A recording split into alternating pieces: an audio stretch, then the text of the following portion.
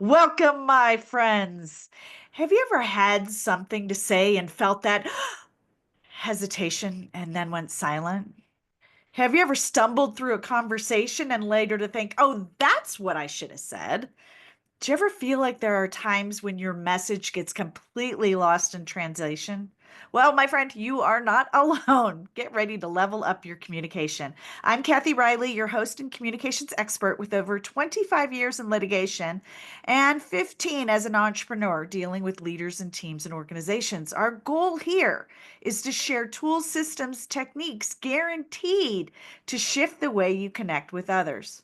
From mastering the art of a tough conversation to cultivating a mindset that screams confidence, you'll learn how to break those bad habits and shatter communication barriers. So today I'm excited, super excited. We have a special guest talking to us, an expert. She is a worth and wealth expert. Okay, so please meet Mr. Dr. Kelly Martin Shue, the worth and wealth alchemist with 20 years of experience transforming entrepreneurs and C suite leaders globally. Known for blending science and spirituality, she views presence as the key to true prosperity. She's a two-time Amazon best-selling author, international keynote speaker with a signature talk called Presence to Profit: The Dividends of Mindfulness. She's earned high praise on that, my friends. Through her Queen of Worth movement, Dr. Kelly empowers women to lead with confidence, authenticity, and purpose, embracing faith over fear and collaboration over competition. Welcome, my friend Dr. Kelly. So excited to have you here. Woohoo! Woohoo! Uh, so, I have a couple questions for you. I know this is shocking, but self worth. Self worth is such a powerful foundation for every individual. I know you know part of my story. That was I hit rock bottom because of a lack of self worth. I nearly lost my life because I couldn't even pick up the phone and call for help. And that was almost 2 decades ago. So I love what you do because I know how powerful it is when you stand in your power. Why do you think so many people struggle with self worth? It's a great question. I think that we live in a society that we often look outside of ourselves to look for that value and worth.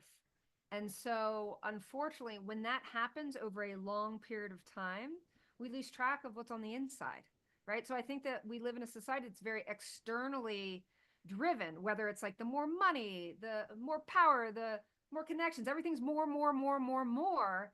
And yet we all have this unique inherent worth and value that was a birth. It's our birthright. We were born with it. But I don't think that we necessarily cultivate that inner strength and that inner confidence because we don't really know our value because we're always looking outside of ourselves instead of on the inside. Oh, I love that. So the validation comes externally versus internally. Is that what you're saying? Absolutely. Absolutely. And so in the whole comparison thing, oh well, this person has this and I don't have that, and I think comparison is really at the root of a lot of problems because we're all different, right? So we're all meant to move in the world in a different way. We're all unique, but as soon as we get into that comparison trap, we're lost because there's always going to be somebody that's a little bit better, right? And so we Yeah. really, if we really knew our gifts and knew our value, we would realize that there's no one else to compare ourselves to. So what's one if somebody's struggling with that comparison, uh, what would you suggest that they do? What's like one, maybe two, well, what's one strategery that Oh, I you love that. would implement, ask them to shift into small change? Small change. So first off, notice how much time you spend on social media comparing yourself. So I have clients that come in that I might actually ask them to stop engaging in social media outside of course, if you're a person in business, I mean, social media is a must, right? But really Right. being mindful of how much time you're spending in the mindset of comparison. So we do detoxes, social media detoxes is actually a really powerful thing because think about it. For most people's profiles, it's all the great stuff, right? It's all the things that they're celebrating. Not always. I mean, there are people that'll be really vulnerable and they'll share their tragedies, but for the most part, it's a snapshot of what is perceived as the best life on the planet. So a social media detox is something that I think that everyone should do at some point, especially if they're finding themselves in the comparison game. And so that's kind of one of the dares that I have for many people that are in that place. Juicy. So tell me more. Would that be how long is this detox? 30 days is a great place to just be. Wow. I know. I know.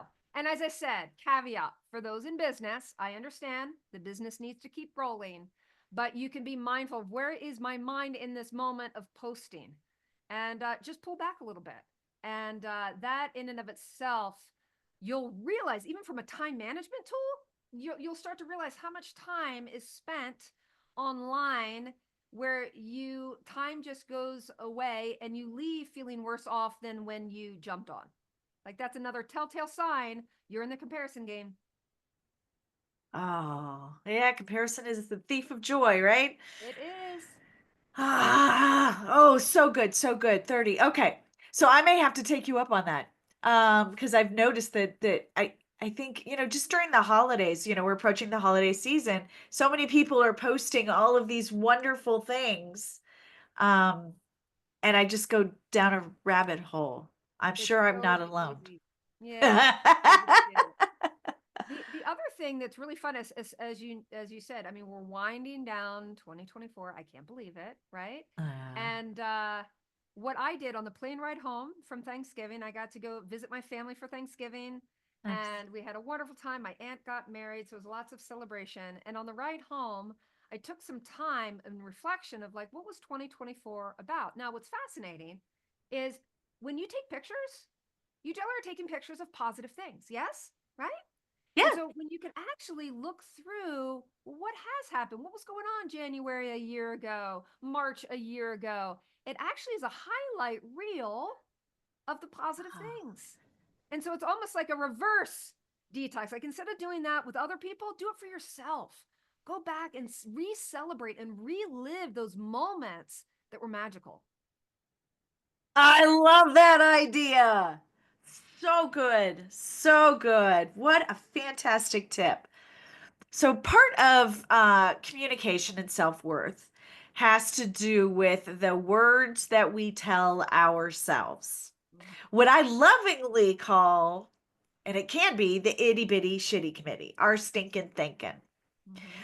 So, how would you suggest someone sort of step into that self-worth and self-advocacy by managing the thoughts that go around into our head, our stinking thinking?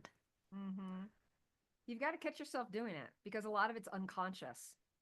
So it is a matter of there's the high level, which is very conscious of what you tell yourself all the time. So you're gonna have to start listening to yourself.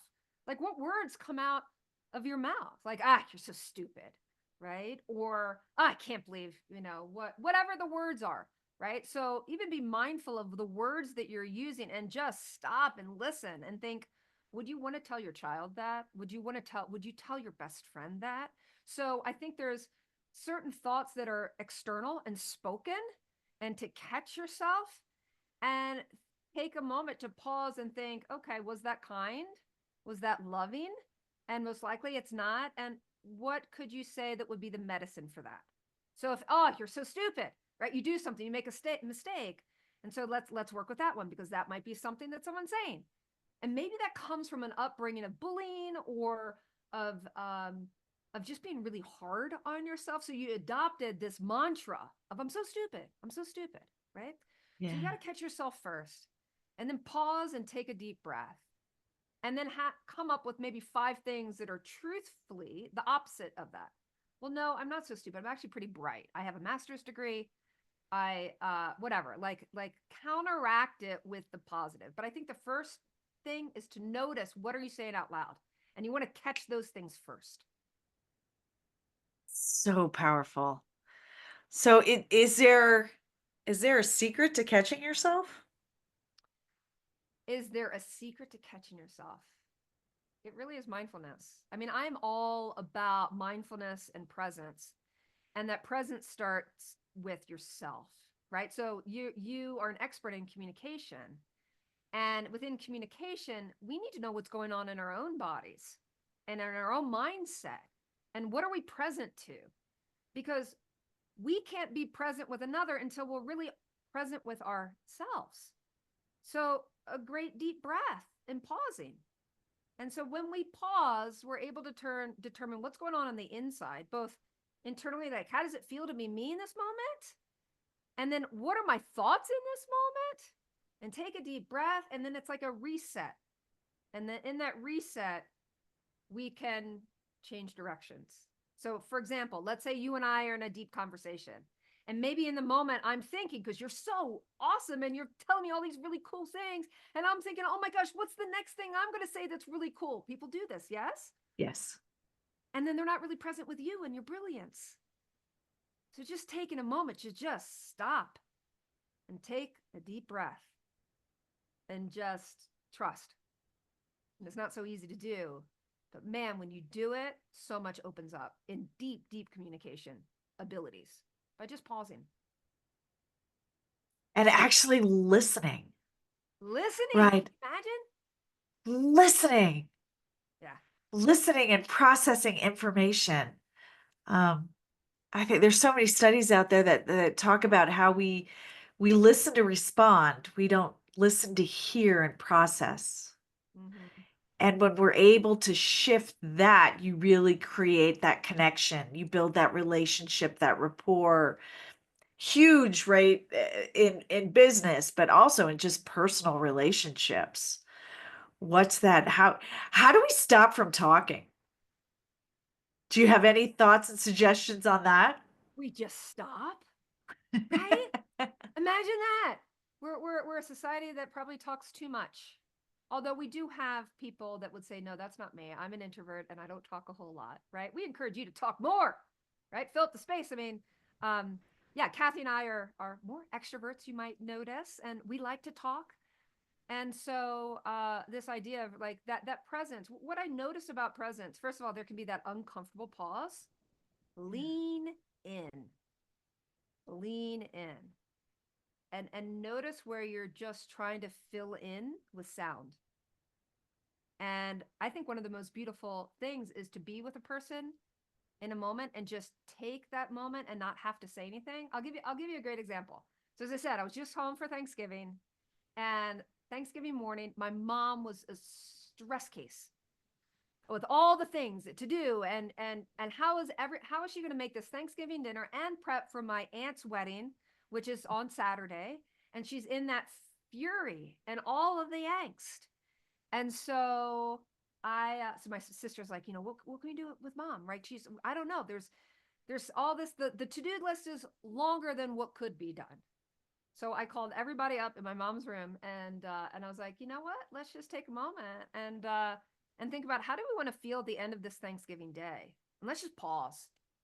And it was a game changer. We went around in the circle with kind of what we're grateful for and how we want to feel, and just bringing that presence. Everything shifted.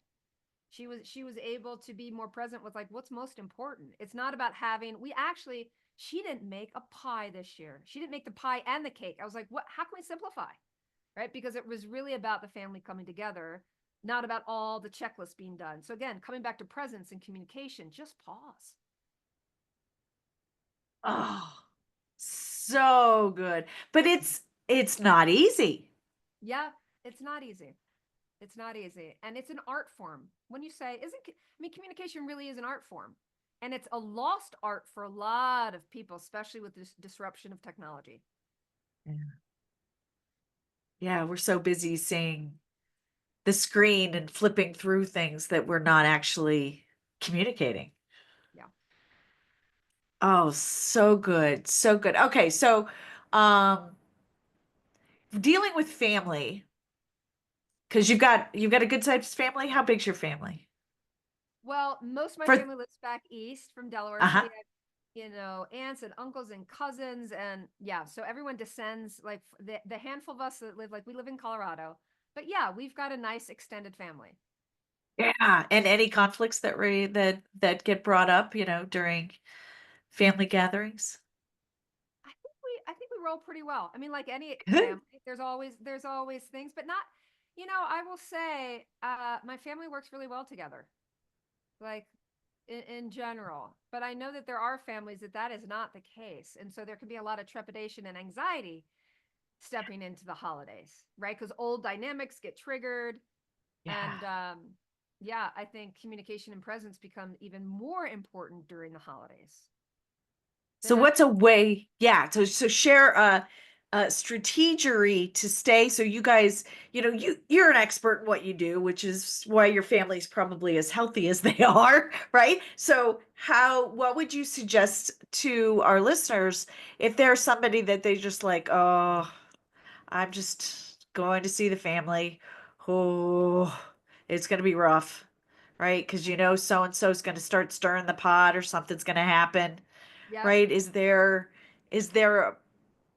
a suggestion you have to help navigate that? Yeah. Well, it's hard to make a general suggestion when we don't know quite what the dynamics are.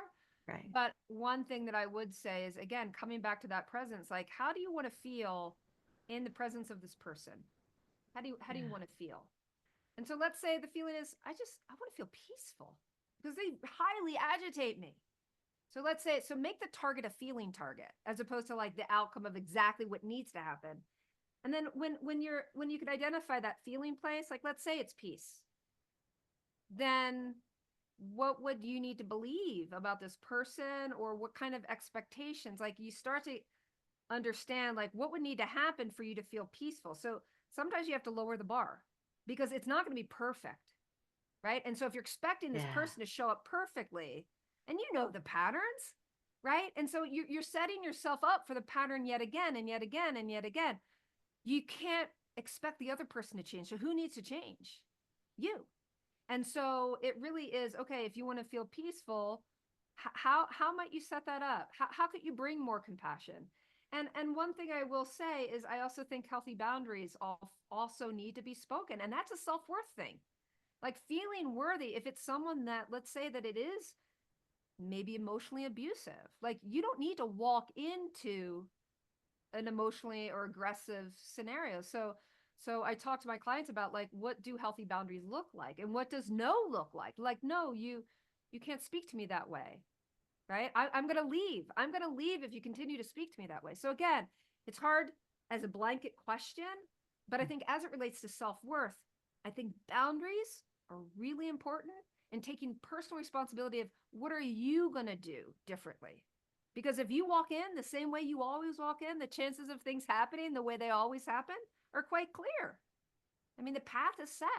So again, coming back to that feeling, how do you want to feel, and deconstruct it and take personal responsibility? Oh, yeah. At the end of the day, you're the boss of your body, right? You It's are. up to you. It's up to you. Oh, I have so many questions. Where do I want to go? Um, I love this. I love this. It in it makes me think of a conversation I was having with one of my clients about, arguments and boundaries and all of that. You don't have to participate, Yeah. right? If somebody's trying to stir the pot, right, because they just want to, that makes them feel better, right? We all know people who just like to stir the pot, right? Yes. You don't have to participate in that conversation. It's true. You don't have to play their game. You can walk away. You could totally act differently. I was actually coaching someone earlier today, and it was around team dynamics. And she's high level C-suite woman in leadership position. And they had like the team meeting, and she had gone through all the planning, right, as we're stepping into this new year. And she made a request that part of what they needed to do outside of the meeting was to create those metrics of like, how are we going to know that we're tracking you? And someone's kind of like, snarled or said something that was like, I forget what it was. Like, we don't know how to do that. Like very like, right? Uh-huh. And so it really, she started feeling like she was losing control of the room and the group. And so we went through this whole thing of like, well, maybe they were confused. Maybe like, what else could this mean? Right. But I think it's really powerful as a leader to pause and actually say, hey, that tone that you just used with me, I'm curious, where is that coming from? I noticed the whole energy in the room just shifted. Everything was going well. Like, how can I support you? Again, instead of like rising and being defensive, getting Uh-huh. curious. And I think as leaders, we need to be willing to call out what we feel. Everybody in the room feels it. Wow, there's all of a sudden a lot of tension in the room. Call it out. That's what true leadership is, to like call out that which a lot of people won't speak to. And so we kind of coached her on like this next level of leadership, is that willingness to pause and to call out those uncomfortable things and not point fingers, but get curious and call out what's not working. And yeah, it was amazing for her to witness this next level of leadership and what this new identity will be for her. And yeah, that willingness to pause and be like, oh, what was that about? And in coaching, I do this all the time. It's like, as a beginner coach, I remember you would hear somebody like take a deep breath, like, and as a beginner coach, I would never call that out.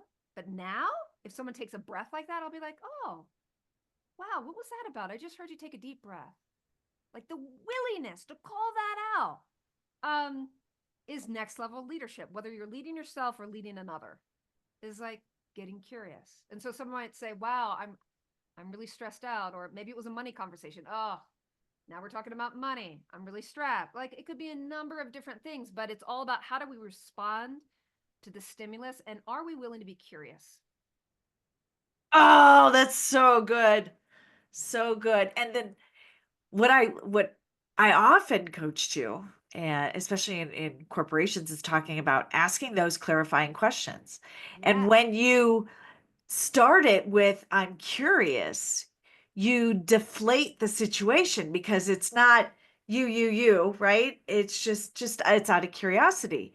So people feel emotionally sort of like a lower anxiety, right? They're just, their Mm-hmm. back doesn't feel like it's getting pushed against the wall when you just say, "I'm really curious. What made you say that?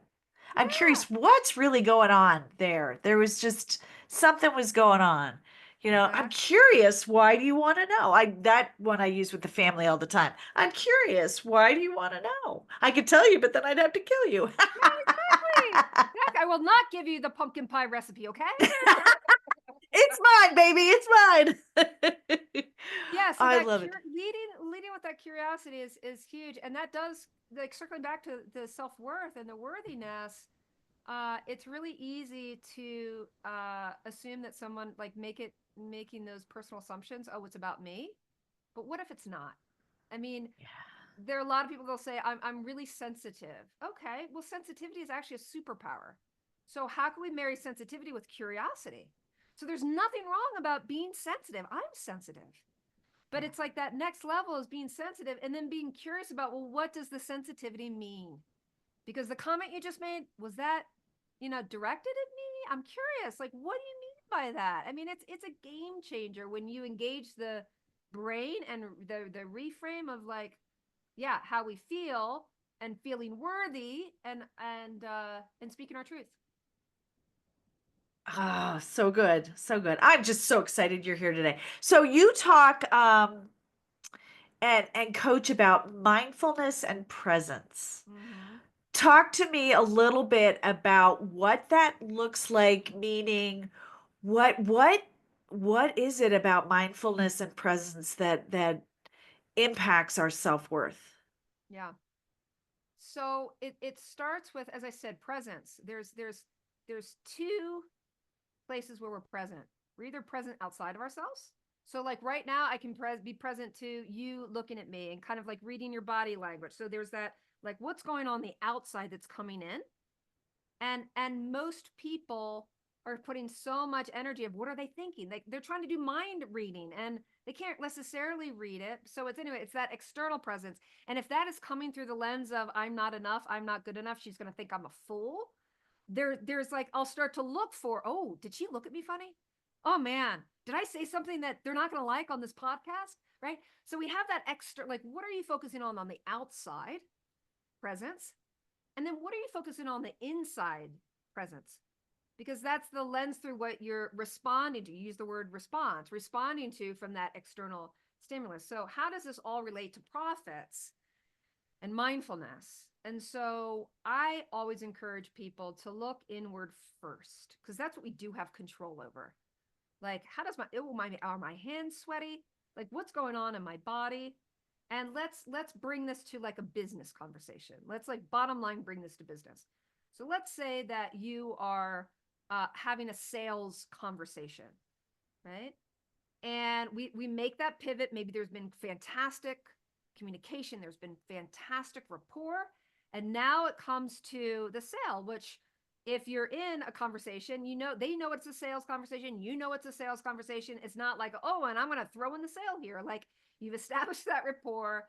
If you've been present on the outside, present to what they need, and it fits whatever you're selling, now it's like, okay, now we're going to come from that place of service. How can I serve? Can I meet those needs? So you want to turn inward. If you're feeling like, oh my gosh, they're never going to buy from me. Oh, I don't know. Now we got to talk about money. And oh my gosh, this is a $20,000 product or service. Oh, what if they don't have enough money? You know, it is the holidays. They've been probably like, if that's the internal dialogue and there's that feeling of I'm not worthy of connecting this person to a product or service that is a good fit, it's going to be reflected in your language, your tone, all the things they're now going to read into you. And if you're feeling really insecure, who else is going to feel really insecure? They are. Okay. Yeah. So this is just as an example, how presence is linked to profitability in money. Like, money is only one component that I look at when I'm talking about being prosperous in life. But that relationship can go really south really fast if you're not really present to what's going on in the inside and then what's going on with the person across from me. Because I have turned away people that my products or services are not a good fit. And that takes a certain level of presence and service. And so when you're out of alignment with your worth and your value, you will continually lose sales. You will continually lose, or you come from that other place, you still lose the sale, but it feels pushy. You go from like this, awesome, we're connected, everything's cool. And then you go into, I'm a salesperson, and things become rigid and maybe aggressive, depending on, hopefully you've not been trained that way, but let's call it what it is. A lot of people have been. So the energy really, there's a natural shift that whenever we talk about money, most people, it does bring up some kind of weirdness. Let's just call it for what it is. But can you be present and call out what's weird? Like, oh, wow, I felt like we were really connected. Now that we're talking about money, I feel disconnected. I feel like maybe there's something, did I say something that didn't land for you? Like, that's powerful presence. Just be speaking to not even what's being said and not being said. That's presence. And so whether we're courting a lover or we're courting courting the next biggest deal you've ever done that's a good match, if you're not present, it's not going to happen. Oh, so good. It comes down to, if you think about it, okay, especially if you're women but business owner, and we have a tendency as women to hold ourselves back when it comes to our value, because we often think this is the itty bitty shitty committee. Nobody's going to spend that. What do I know? I'm not worth it. I'm not worth it. And we tell ourselves that. So then when we are in that sales conversation, we already telling ourselves, well, I'm not worth it. So if I don't think I'm worth it, you think our client's going to think they're worth it? Exactly. I mean, Exactly. that's the nonverbal communication that comes out. We're telling them that we're not worth it. Exactly. And it's all those cues, it's all those inner cues. And so a lot of the work around identity and the reframing to feel worthy. And so worthiness may not show up in the money department. Like you could have somebody that cranks it financially. This is an 8-figure entrepreneur, right? But is she taking time for herself? Does she feel worthy of going to the gym a handful of times a week and jumping in on a cooking class, like whatever the self-care, because she's driven, she's got a family, and she possibly has kids, like all the things. And so worthiness for that woman, the driven type A rock star in the business world, and she has no white space in her calendar, that's a worthiness thing. I'm sorry, it is. It is, because you are worthy of white space. You are worthy of downtime. You're worthy of eating well and taking really good care of yourself. So it shows up in different ways. So for that woman that's out there, with no white space on her calendar, that's just wearing all those different hats, right? Because most moms right now, they're working, right? So you've got your household, you've got your spouse, you've got, the house, the children, the job, doctor's appointments, you've got it all. Probably family, like parents that you've got to look after, all of these Yeah. things. What's one thing our listeners can do if they can relate to being that person without white space? Because men do it too. Men do Oh it yeah, too. what men do it too. Men do it too. So what's one thing our listeners can do to improve that calendar so Yeah. that they improve that worthiness? Yeah. So I can give you the really, really simple. They're really simple. Let's just go back to the breath, which is a simple practice. You don't have to go through a mindfulness training and a meditation training, and you can't get it wrong, and you can't mess up on this one. But there's if you were to put a little reminder in your calendar that starts kind of when you get up in the morning, and every 3 hours you get a ding, and take that as a reminder to just take 10 deep breaths. Anybody can do that. Anybody can do that. And so if you replicate that, so every 3 hours, right? Let's say that goes out, that's a 15-hour day. Hopefully you're not having a 15-hour day, but you can see that accumulates. Those pauses accumulate. So sometimes it's a matter of starting really simple, because anyone can do that. Okay, allowing a stop sign or stoplight. Every time you get to a stop sign or stoplight, take a couple deep breaths. Like this is the beginner's guide to mindfulness. And if you're in that traffic jam, take some deep breath. You're not going to get there any faster by stressing out. So using these like parts of our routine as reasons for stopping and pausing. And I would say for the entrepreneur, that's the mother, that's the wife, that's the all the things she can't afford not to. Because at the end of the day, so my background is as a chiropractor. I know a woman like that can only last so long before it reaches health crises. And so you don't have time. What do they say? You don't have time not to do this. So if we can just start you with like the mini, then really from there it means that commitment of white space being non-negotiable. And so that's what I really work with women with. It's like non-negotiable, non-negotiable, because it will erode your relationships, your connection to your children. Like if you're not full and filling yourself up, then really you have nothing to give. And you're just like, you lose your power. You lose your power to be your best self. Oh, well, and it's a great, so we all have these wonderful things, these smartphones, right? And it's not hard to program in, a reminder every 3 hours during the workday, right? So like, or during the day, Yeah. um, And just there's an to app. pause. There's an Oh, app. Let there's me an tell app? you, there is an app called the Triple Flame app. It gets into gene keys, which is one of the things I study. And so you can actually program it. It's already programmed. It starts at like my first ding goes at like 9 a.m., even though I'm up at 6 a.m. meditating. So it goes 9 a.m. until I'm ready to go to bed. And it also has I could take like 5 minutes to take a quick meditation with an audio that I could follow. But even as like that ding comes in and there's a quote, like a mindfulness quote, it's like a reminder of like, oh, wow, I'm not present right now. Like even the ding is a presence reminder.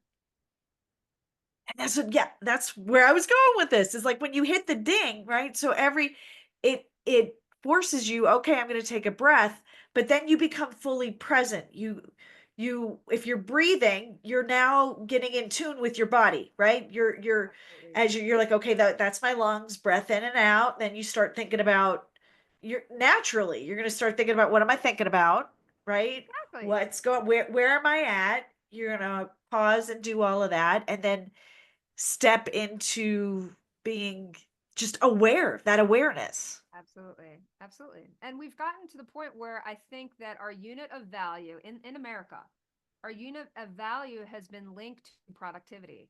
And it's horrible. It's horrible. And so again, that external, I am valuable when I produce XYZ or this amount of money or this big house or whatever it is, versus no, you are valuable. And to take that pause. What's amazing is when people really start to practice pausing and mindfulness, the other things that they're desiring actually show up more in grace. Like it creates grace. It's the anti-hustle to get the things that you want and to have satisfaction. We all want to be satisfied. We all want to be happy. And so playing the rat race game, it doesn't serve any of us. And it doesn't mean that there aren't going to be seasons when we're busy. But man, life is about it's the marathon, right? And so the way that Amen. you're acting in life right now, is it sustainable? For many people, it's not. And they've lost that ability to like, I have an apple tree in my backyard that was probably planted. The house was built in 1900. It's a historic house. And it's like that apple tree, its presence and watching it go through the seasons. I get to look outside or see the birds and just take a moment. It doesn't take a lot of time. It doesn't, and it just brings us back to our core values, right? Who are we as a human, and what really matters? Exactly. um I think a lot we talk about external factors and validation, because this is what we're supposed to be doing. But Exactly. once we really become present and mindful with what really matters, our core values, things will start to shift when we start following those patterns, Absolutely. behaviors, um, and honoring that versus what everybody else thinks we should be doing. I'm so glad you're bringing that up of what you think you should be doing. And and so one of the things that I do in my body of work is when someone onboards to work with me privately or even in my group programs, we'll do a human design chart reading. And so we'll take a look at what are their unique talents, what are their gifts, what's their purpose on the planet, how can they make better decisions, all the things.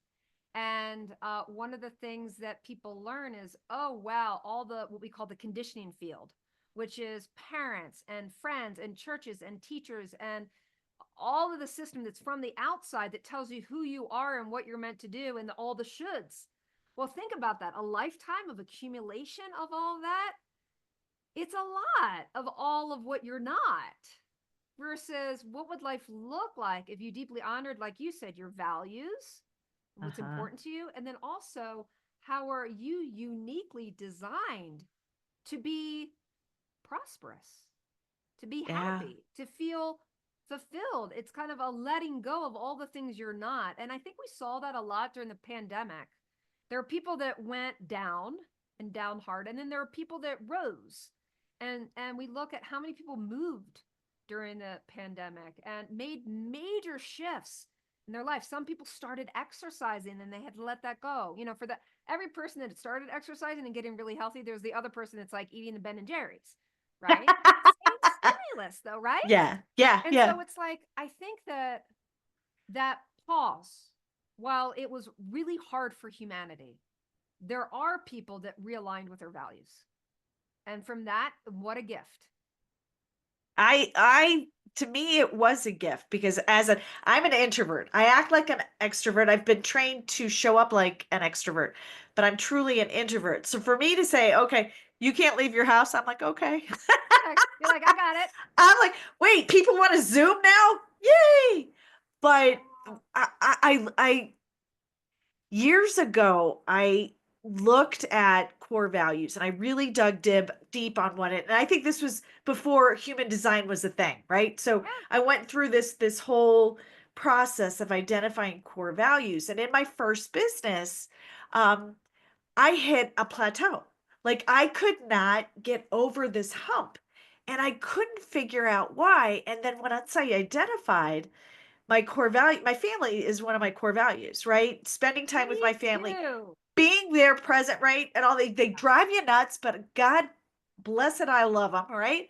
And being present for my daughter. Well, I was doing this direct sales at a jewelry company, which meant I was partying. So they get home, I leave, right, to go party with ladies, right? And then I'm not getting home, putting my daughter to bed, right? And I'm stepping out on weekends.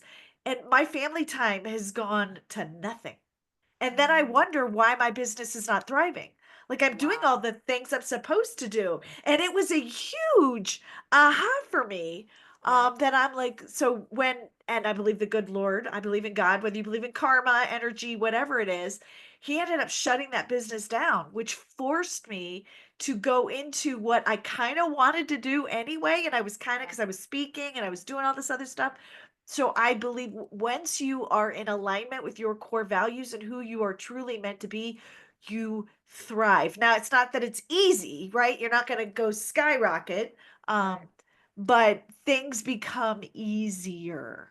Would you Absolutely. agree? I would totally agree. It's all about alignment. Alignment's one of my favorite words. So, alignment with your values. It's a huge thing. And I, like you, my family is like the most important thing, right? That and God, right? And having a spiritual practice and all of that. And so, I had reached a point in my business, my first coaching business, and literally I was 5 years in and I was broke. Like we were we had gone from a dual income family to a single income family when I was pregnant because I was really sick in my pregnancy. And then coming out of pregnancy was my great awakening of like I'd never went back to chiropractic. I was like, this internet thing is pretty cool.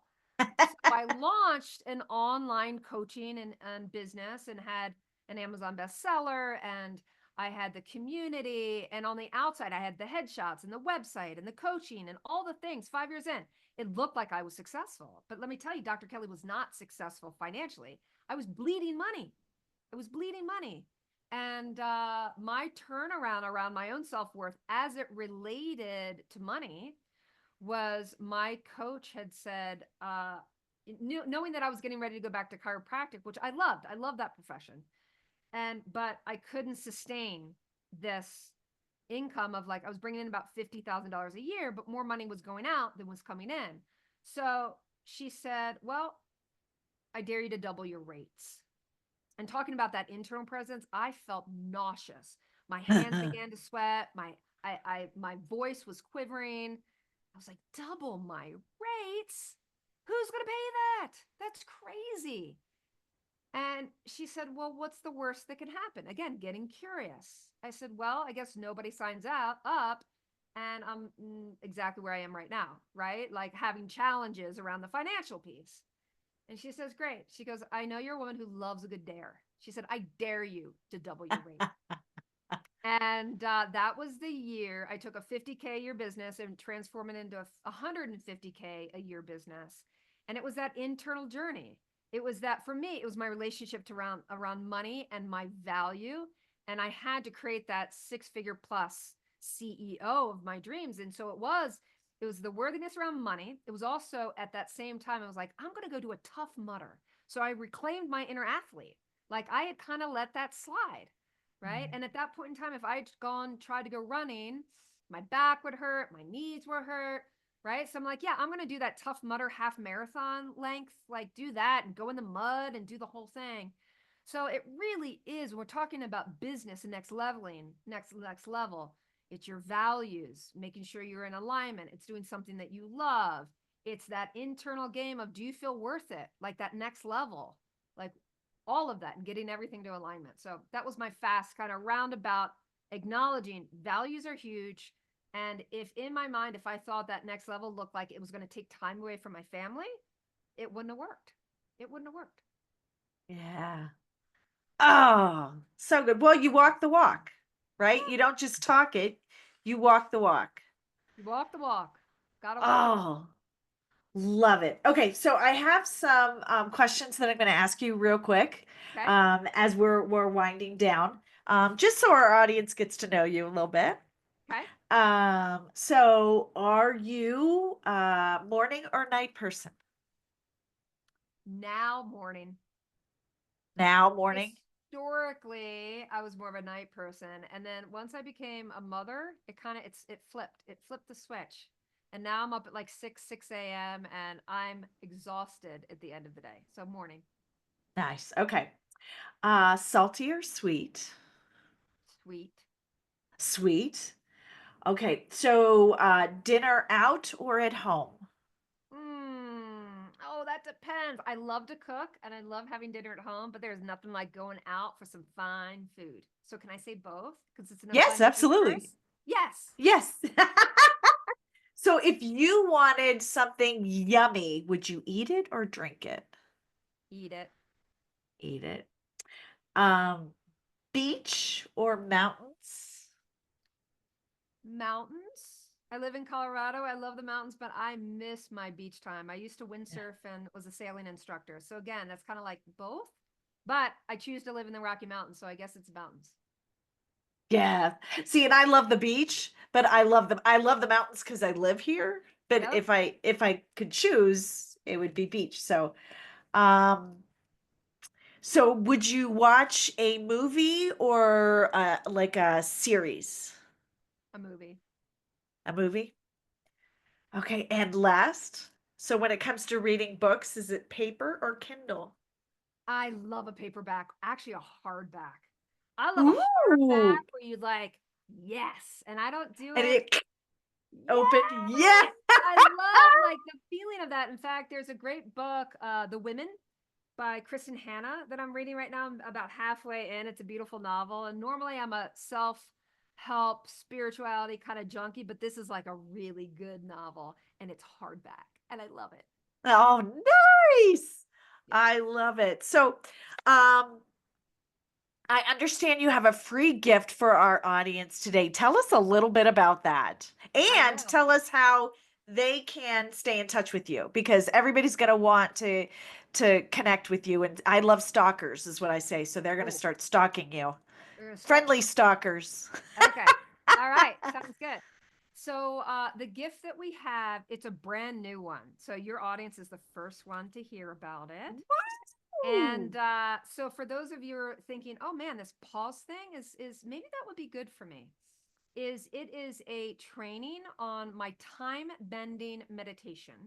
And so we do a training, which is like a video training, and then the audio only portion where I will guide you through a meditation and I will let you know if you're willing to do this, your time will expand. And when time expands, magic happens. So it is the way to more profitability, to more presence. And it really can, I could you not, it can transform your life. And so you'll get both the training and the audio where you can just kind of listen to me guide you. So take the time. I say everyone needs cushion time. And so that Yeah. cushion time is that willingness to just stop. And so if you're one of those people that are like, I don't know what to do, I don't know how to meditate, well then let's do it together. So we'll go ahead and we'll put the link in your in the show notes. And if you want to follow me, I'm on most platforms. And I'm very active on LinkedIn and active on Instagram and Facebook are probably the biggest ones right now. And it's Dr. DrKelly and then SCHUH. So SCHUH. So Dr. Kelly Shu. And would love to connect. Oh, yes. Oh, I can't wait. I can't. This is so good. I've got to get this myself. Look forward. So everyone will get the link in the show notes, like she said, and so powerful. So thank you so much for being here, Dr. Kelly. You're awesome. We're Thank like you. so we're sisters from a different mister. It is just I love it. there's so much that we are in alignment with, helping others, show up for themselves, owning that self-worth, and it and owning that self-worth and stepping into communication to ask those questions and to be, your authentic self. So love it. Thank you so much for being here. And that's a wrap for today's episode of Breaking Bad Communication. Thank you for being here and tuning in. But before we sign off, don't forget to subscribe. And, if you heard something today that resonates with you, or you know somebody who could use this message, feel free to share this, repost it, give them the link. Know this: the quality of your life is determined by the quality of your communication. So as you head back out into the world, remember every conversation is your chance to shape your life and the lives of others. Whether it's a tough talk or a casual chat, be clear, intentional, and listen like it matters. The better you communicate, the more your life aligns with what you truly want. So get out there, own your voice, own your worth, and make your words count. Giddy up.